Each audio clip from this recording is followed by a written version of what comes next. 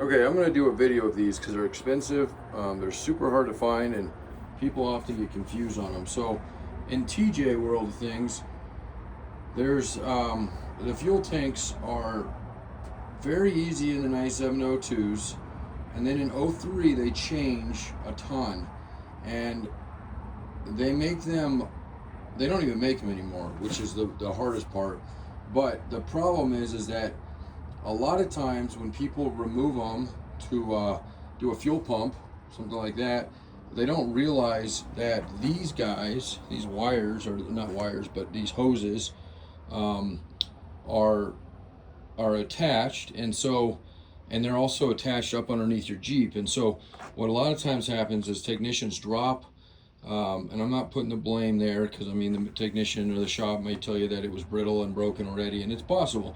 You can usually tell, not always, but you can usually tell when plastic has been previously broken. It ages, it gets kind of white, discolory. So again, not here to do any kind of forensics on who did what, but at the end of the day, if you're looking for a fuel tank, we do try to keep these in stock, and we try to get them whenever we can. We do sell a lot of things you're seeing here separate. So we have the line pack on the top. We sell that. We sell the actual skid plate, the straps, and then of course the tank itself, and then we have the fuel filler neck. So everything comes out. So basically, when they're pulled, they'll look like this guy. Now, some people ask, well, can I have the fuel pump? We'll give you the fuel pump. We won't warranty it. It's a lot of these are original Mopars. If you had something you want and you want a chance, you can hook them up and see if they work pretty easily. And that's something, like I said, we have no problem including it, but it's just not something we warranty. What we warranty is the tank itself. So anyway, when they go to pull these down, drop them down, sometimes they're doing them on the ground, sometimes they're doing them with a tranny jack, but regardless, technicians who have not been into these before don't realize that you have to reach your hands up. And for those of you who are wondering what they look like, you have to reach your hands up here and remove these pull them off before, and then drop your tank down. And then usually we also pull either the fuel filler neck here or here. And if you don't do it that way, you can actually remove it at the base of your Jeep. But that's another thing that people will crack on them, is those as well. The big thing is those can be a little bit buggered up, and the hose goes over them, so it's sleeving it in a sense. So it's not it sucks, but it's not the end of the world. But if you break these guys, this little nipple here or this guy here, you're hosed. It will run and drive, but immediately is going to give you an engine light, which if you're in an emission area sucks, because you're not going to be able to pass emissions with an engine light, at least not in Colorado, Nevada, California. Most states that have emissions, that's one of the things they check for is that. And then it's possible that the Jeep runs, it shouldn't run all that bad. So if you're not in an emission area, you really don't care about an engine light being on. But I have been told that it will cause them to lean themselves out, possibly richen themselves up. So I can't tell you it's good for it. And I wish there was a fix where you could delete them, but unfortunately there is not.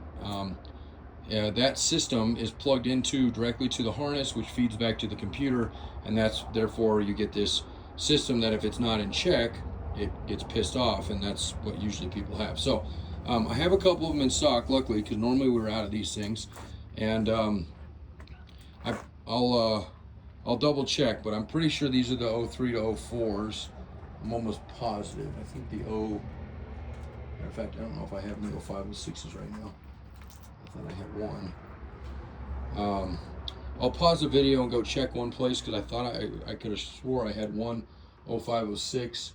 But for those of you that are looking out there, this is the video. It goes up on our website amongst all of the other videos that we have on our YouTube channel, which is thousands of them. And typically they're more product videos like you're seeing here, explaining things like you're seeing here, but a lot of times they're just frames, tubs, some of our bigger parts. But nonetheless, I like videos like this because, again, if you're trying to remove this and you're not sure what's up there, a video like this or even photos will at least show you what it is. And again, if you're pulling your tank for the first time to put a fuel pump, or maybe you got a hole in the tank, or if you got a hole in the tank, you're going to be replacing anyway. But maybe you're replacing the skid plate because it's rotted out. Whatever the reason may be, get it. You're going to loosen everything up and you're going to drop it down a little bit, but you're not going to want to fully remove it because there is a little bit. These lines have a little bit of slack in them. You can even pull off. You can pry them out because that's how we pull them when we sell them. But you really need to get up on each side, this being obviously the driver's side and then the passenger side, and get those disconnected. If not there, you can pull them from the actual evap stuff. It's just a little harder sometimes to see, but now again that you know what it looks like, that's exactly what you're up against. Okay, so it's Jeremy here. I should introduce myself in the beginning. Jeeps Unlimited, partsbreakers.com. We're located in Grand Junction, Colorado. We do take runs all over the country. Typically, it's our real big items, our freight, our frames, our tubs, our sometimes axles, engines, although those items are fairly easy to freight out. And usually the small items we just ship on FedEx, or not FedEx anymore, UPS. Now, if you're not in a huge time crunch and you want to wait for me to come through your area, like I said, we do run trips, and that's definitely possible. It will save you a little bit in shipping, but you'll have to wait. These things do ship. We do have a way to do it. One of the big things is you can't ship anything fuel related if it smells like fuel. So my wife actually does our shipping, and she does away with some laundry detergent to try to basically let them sit and soak up that fuel smell. And then by the time that way you don't have any calls that, hey, this thing got stuck at a port. We've been through that. Been doing this for 23 years, not our first merry-go-round. So, okay, that's it. I appreciate your time today, and I hope you have a great rest of your week. 303-666-9020.